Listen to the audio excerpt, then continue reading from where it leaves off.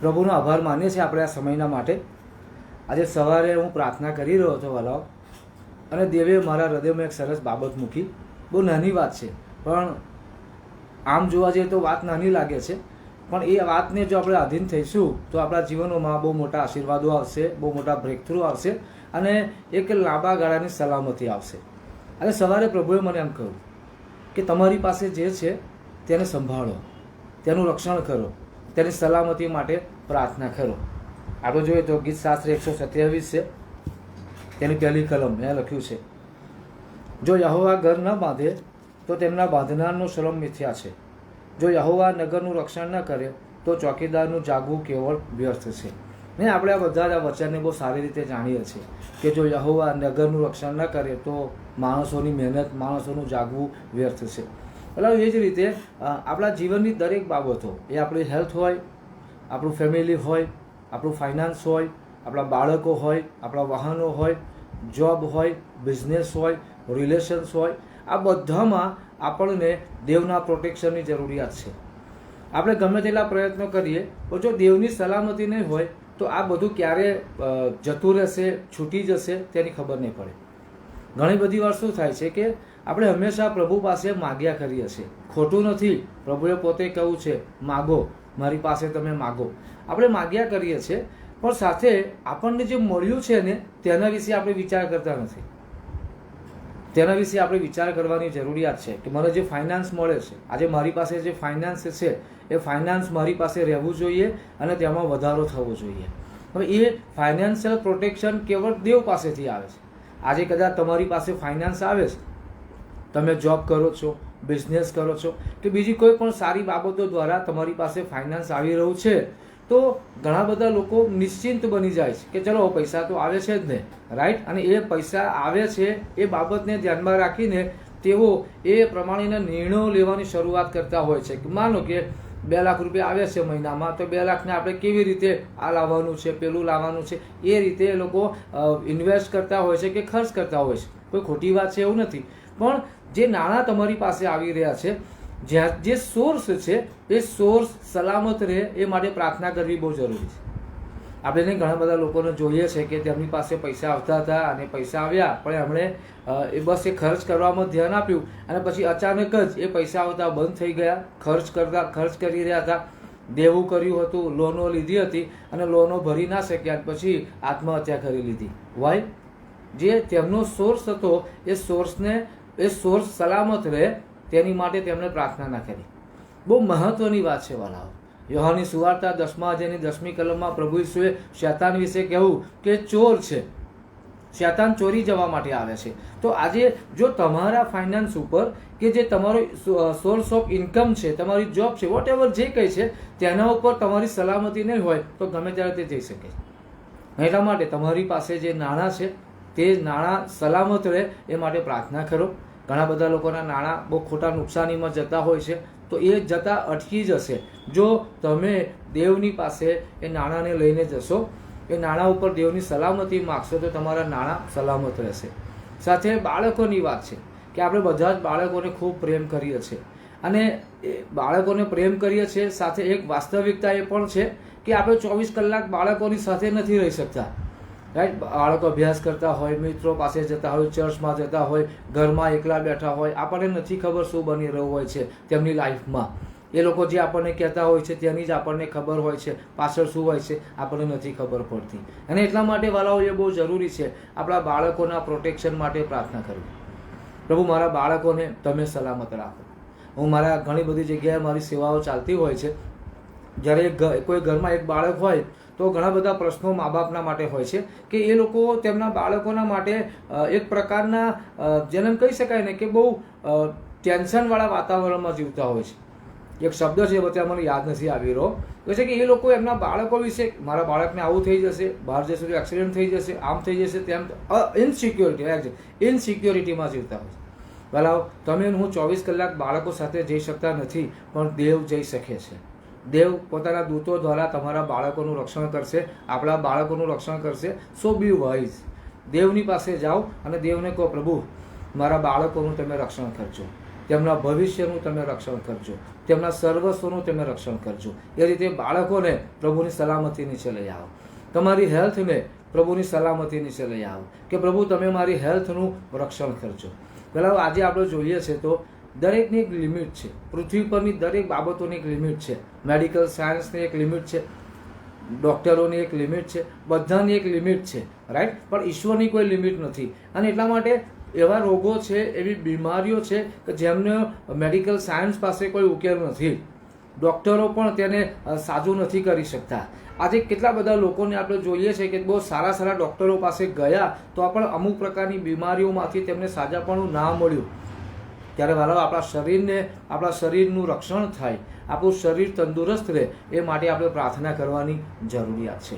બહુ મહત્ત્વની વાતો છે. કેમ કે આપણે જીવનના જરૂરિયાતોમાં, પ્રશ્નોમાં અને આપણે સ્વપ્નમાં આપણા ભવિષ્યની ચિંતાઓમાં એટલા બધા મશગુલ બની જઈએ છીએ કે જે બાબતો આપણી પાસે છે એ સલામત રહે એની માટે પ્રાર્થના કરતા નથી.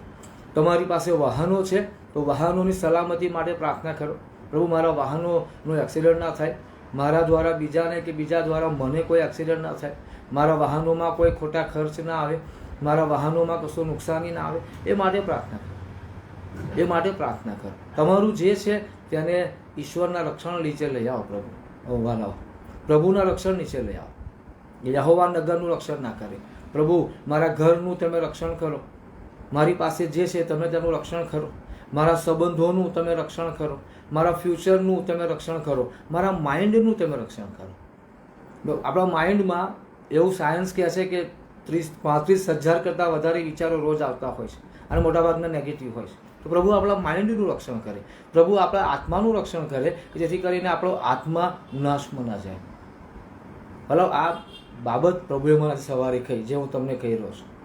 તમારી પાસે જે છે તેને સલામતી માટે પ્રાર્થના કરો, તેનું રક્ષણ થાય, પ્રભુ તેનું રક્ષણ કરે એ માટે પ્રાર્થના કરો. એક વ્યક્તિના ઘરમાં બહુ ચોરી થાય, એક દાખલો છે. એ વ્યક્તિના ઘરમાં બહુ ચોરી થતી હતી, 4 રૂમો તેની પાસે હતી. એટલે એ વ્યક્તિએ પછી એમ કહ્યું કે પ્રભુ મારા 4 રૂમમાં ચોરી થાય છે તો મારી એક રૂમ તમે સાચવજો. પ્રભુ કે સારું. એટલે પછી એ વ્યક્તિએ પ્રભુને એક રૂમ સાચવવા માટે આપી. 2 દિવસ પછી 3 રૂમમાં ચોરી થઈ. તો એ વ્યક્તિએ કહ્યું પ્રભુ તમે શું કર્યું, તમે બરાબર સાચવ્યું નહીં. પ્રભુ કે કેમ? એ કે જુઓ નહીં, કહે છે કે મેં તમને સોંપ્યું તોય મારા ઘરમાં ચોરી થઈ. તો પ્રભુએ કહ્યું બેટા તે મને જે રૂમ સોંપી હતી એમાં ચોરી થઈ છે? તો કે ના. તો કે સારું, એક કામ કરો, એમાં ચોરી થઈ નથી, હું તમને બીજી 2 રૂમ સોંપું છું. એટલે એ વ્યક્તિએ પ્રભુ ઈસુ ખ્રિસ્તને 3 રૂમો સોંપી ટોટલ, અને એક રૂમ પોતાની પાસે રાખી. અને થોડા દિવસ પછી એ રૂમમાં ચોરી થઈ. ફરી પાછો એ વ્યક્તિ પ્રભુ પર બગડ્યો, કહે છે કે પ્રભુ તમે કેવા છો, તમે તો ધ્યાન નથી રાખતા, મેં તમારા પર વિશ્વાસ મૂક્યો તો તમે ચોરી થવા દીધી. પ્રભુ ઈસુ એમ કહ્યું બેટા ત્યાં જે 3 રૂમો મને સોંપી હતી ત્યાં ચોરી થઈ છે? તો કે ના.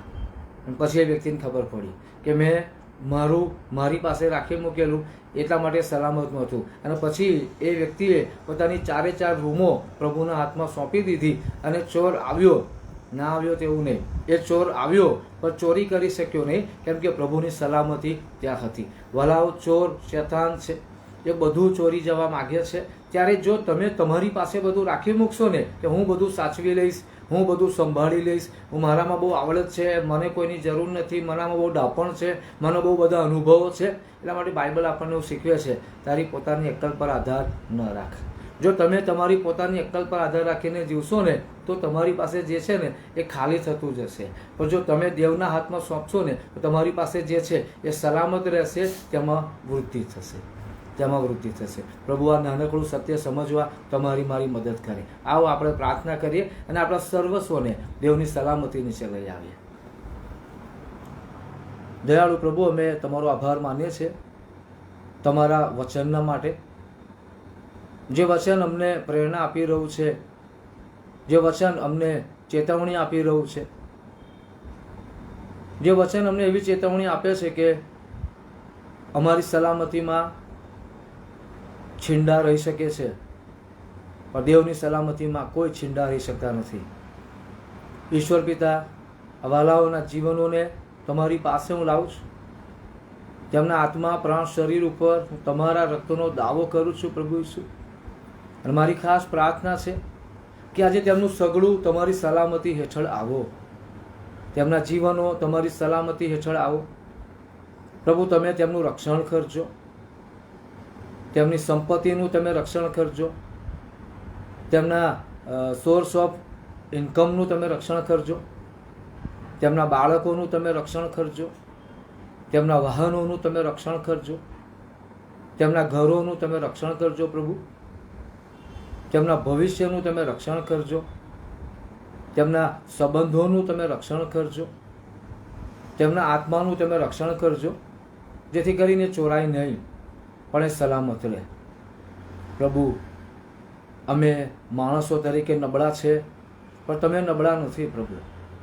અમારી પાસે લિમિટેશન છે, પણ તમારી પાસે કોઈ લિમિટેશન છે નહીં. ત્યારે વાલાઓના સર્વસ્વને હું તમારી કૃપા નીચે સોંપું છું, તમારી સલામતી નીચે મૂકું છું, કે ઈસુ ખ્રિસ્તના નામમાં તમારી સલામતી આજથી લઈને સદા સર્વકાળ તેમને, તેમની દરેક પેઢીઓને પ્રાપ્ત થાય, કે કોઈ પણ પ્રકારનું નુકસાન તેમના જીવનોમાં ના થાય, તેમના ફાઇનાન્સમાં ના થાય, તેમના આત્મામાં ના થાય, તેમના માઇન્ડમાં ના થાય પ્રભુ, પણ સઘળું તમારી સલામતી નીચે રહે. તમે તેમના સર્વસ્વનું રક્ષણ કરજો, તો એ મારી પ્રાર્થના છે. તેમના બાળકો જે કોઈ જગ્યાએ જાય પ્રભુ, ત્યાં તમારા દૂતો દ્વારા તેમને ઉંચકી રાખજો. તેઓ વાહન ચલાવતા હોય, ઘરમાં હોય, ત્યારે તમે તેમને ઉંચકી રાખજો. આ વાલાઓને પ્રભુ સર્વ જગ્યાઓમાં તમે સંભાળજો, તમે તેમનું રક્ષણ કરજો, તેવી પ્રાર્થના છે. તમારા કૃપાળુ હાથોમાં હું તેમને સોંપું છું પ્રભુ ઈસુના નામમાં. આમેન. હાલેલુયા. પ્રભુની સ્તુતિ કરીએ છીએ વાલાઓ, અને નિયમિત આ બાબતના માટે પ્રાર્થના કરતા રહેજો. હાલેલુયા. God bless you.